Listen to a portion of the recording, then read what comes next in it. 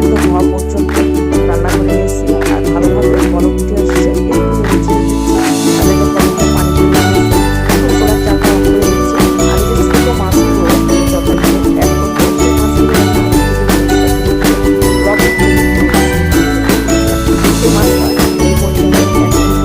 আপনারা যদি চান মাছগুলো ভেজে রান্না করবেন, সেক্ষেত্রে রান্না করতে পারেন। আর যদি বড় মাছ দিয়ে রান্না করতে চান,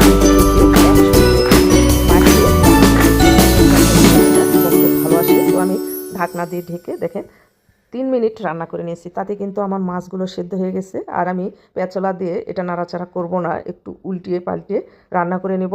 তো এখন ঢাকনা দিয়ে ঢেকে আবারও আমি রান্না করে নিয়েছি ঝোলটা টেনে আসা পর্যন্ত। আর এখন দেখেন তরকারির কালারটা কতটা সুন্দর আসছে। আর এইভাবেই আমি বারবার উল্টিয়ে পাল্টিয়ে রান্না করে নেব। খুরসুন দিয়ে আমি রান্না করব না, কারণ যেহেতু ছোটো মাছ রান্না করেছি সেহেতু এইভাবেই রান্না করতে হবে, তাছাড়া কিন্তু মাছগুলো গলে যেতে পারে। আর